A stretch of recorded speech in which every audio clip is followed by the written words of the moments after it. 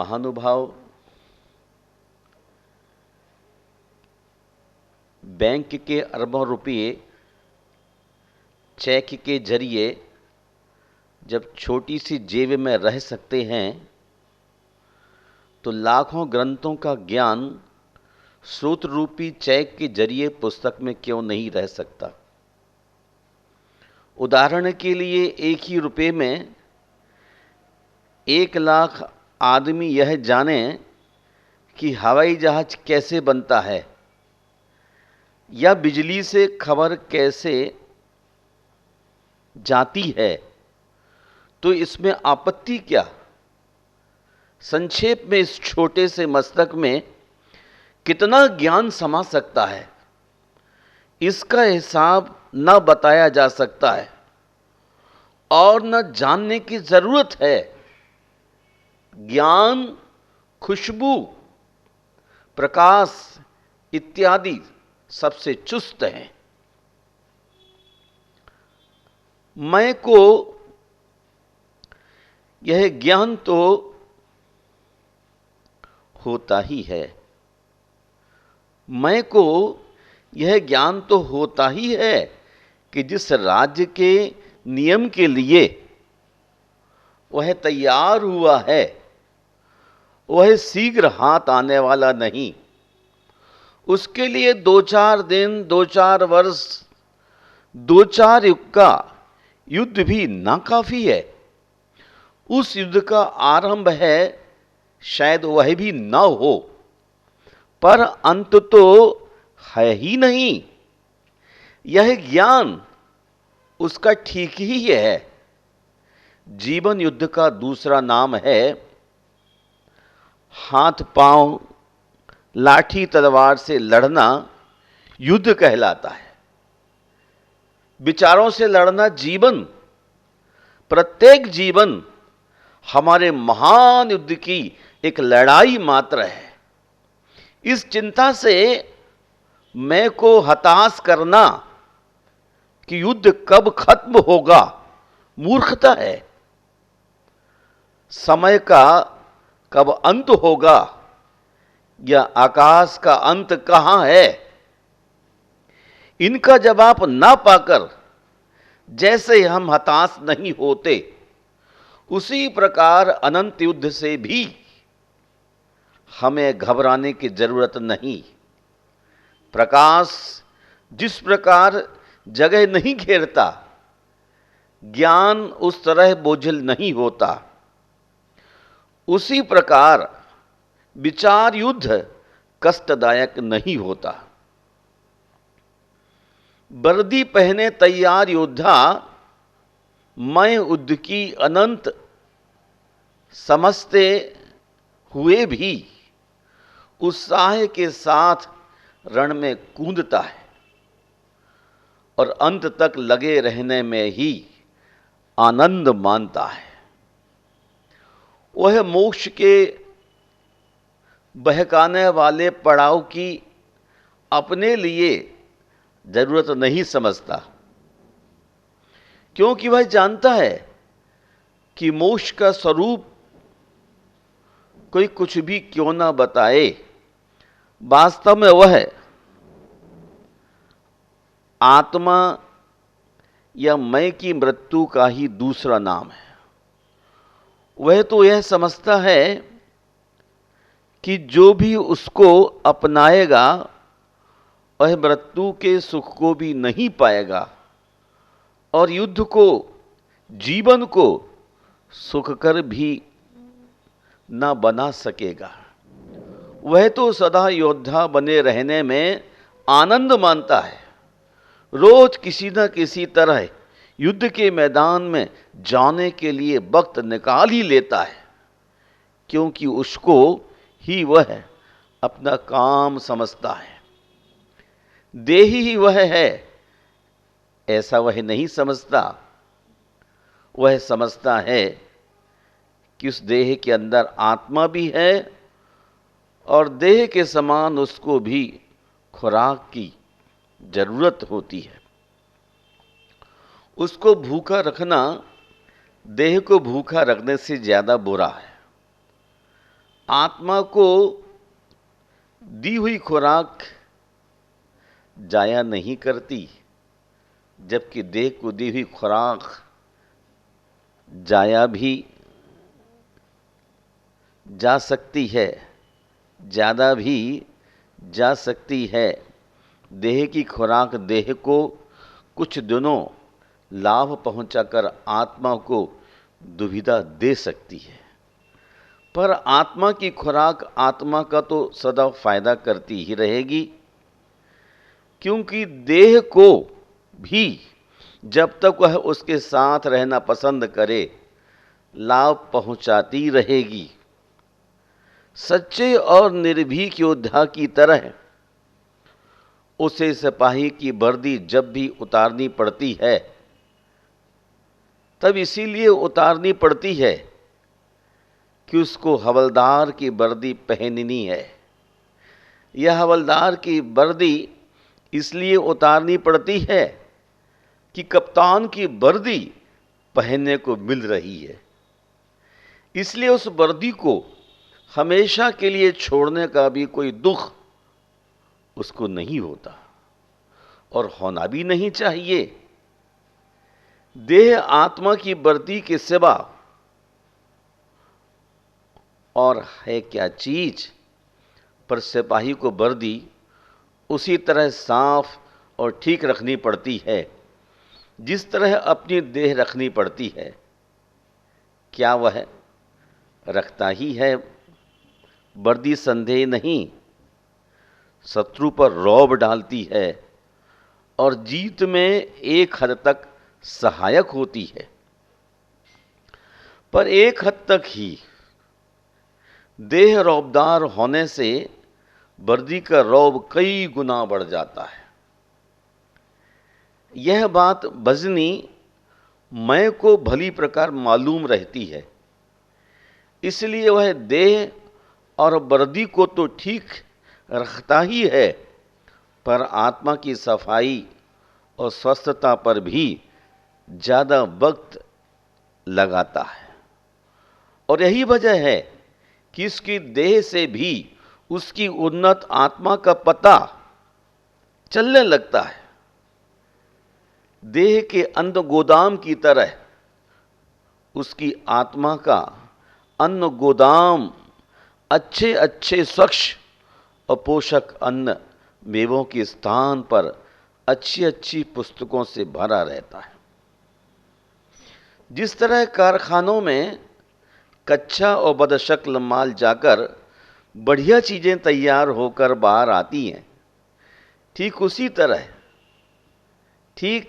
इसी तरह बजनी मैं के आत्मिक कारखाने में प्रकृति के सीधे साधे अनुभव पहुंचकर आविष्कार का रूप धारण कर लेते हैं। इन्हीं अनुभवों को वह अपनी डायरी में दर्ज करता रहता है। इन अनुभवों की भीख पाकर लक्षाधीश करोड़पति बनने का प्रयत्न करते हैं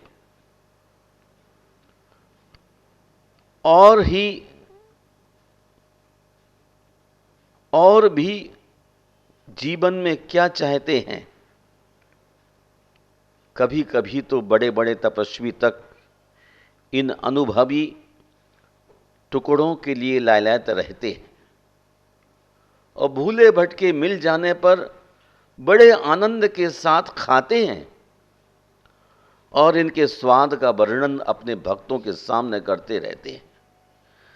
कभी कभी इसके स्वाद में इतने तल्लीन हो जाते हैं कि भक्तों को बताना तक भूल जाते हैं कि ये टुकड़े उन्हें कहाँ और कैसे प्राप्त हुए।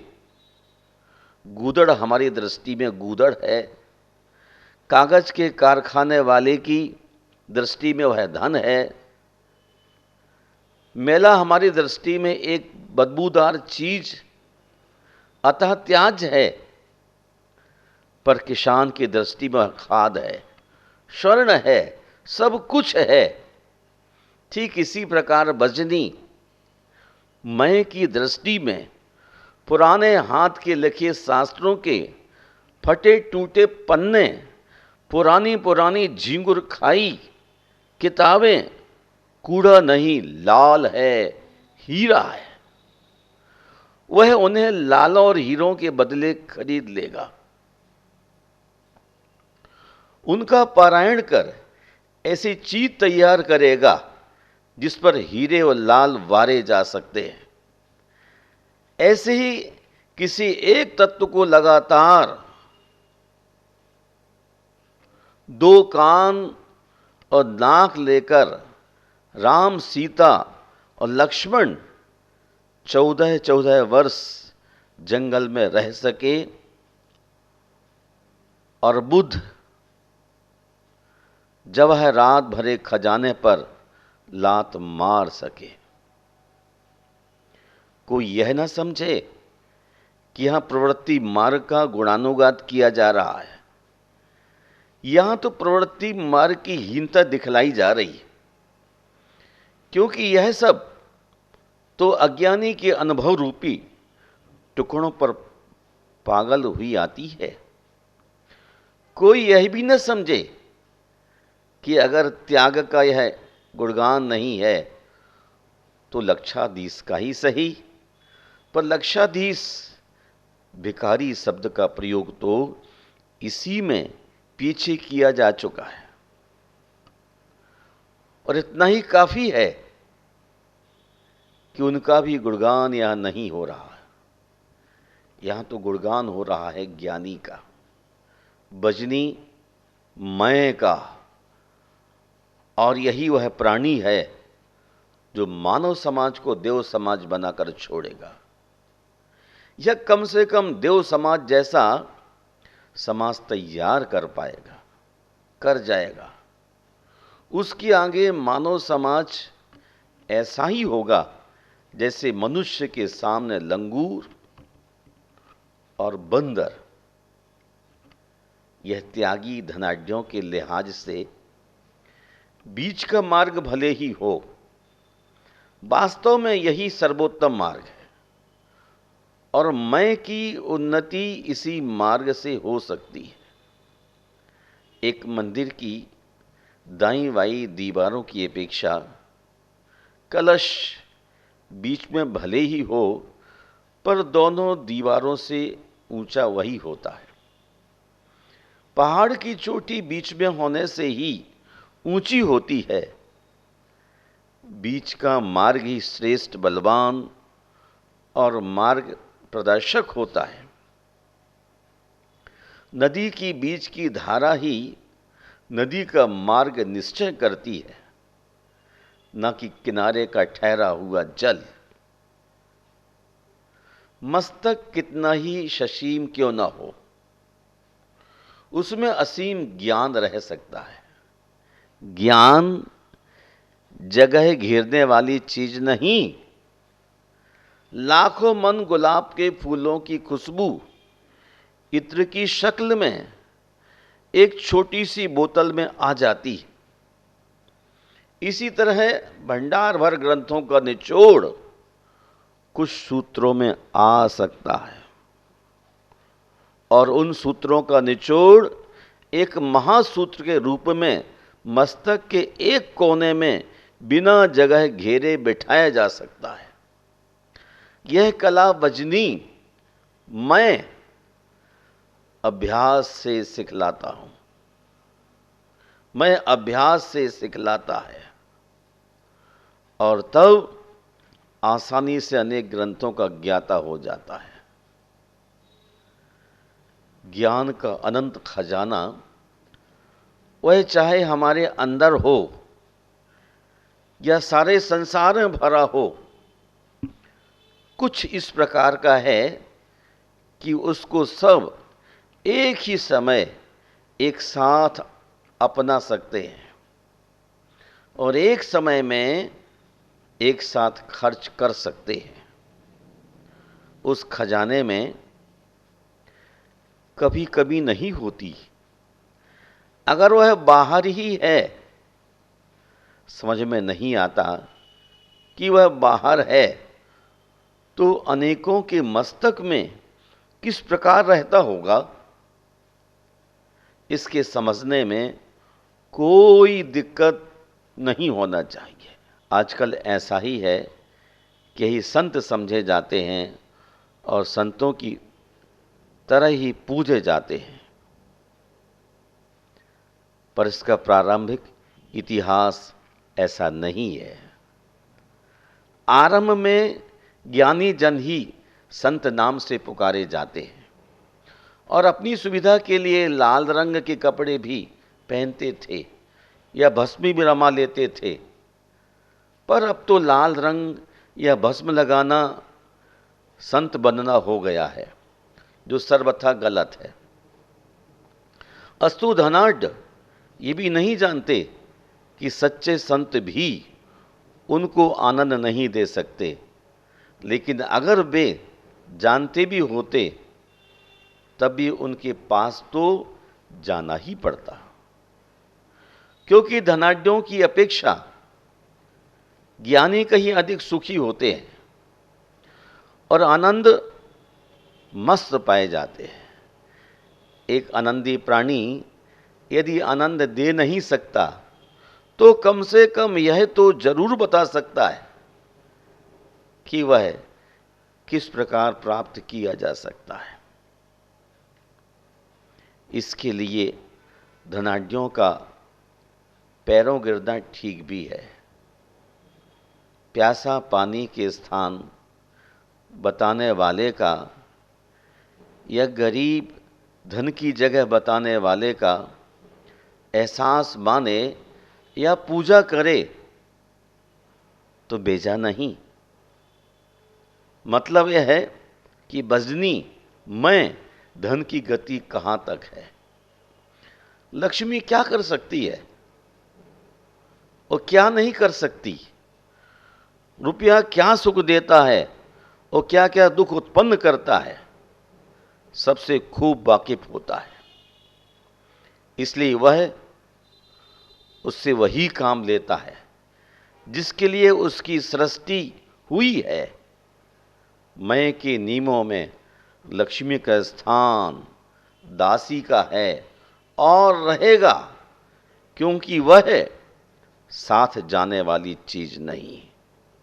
महानुभाव इसलिए लक्ष्मी को सर्वस्व न समझते हुए त्याग के पथ पर अग्रसर होने वाले व्यक्तियों का ही त्रिलोक में आज स्थान है।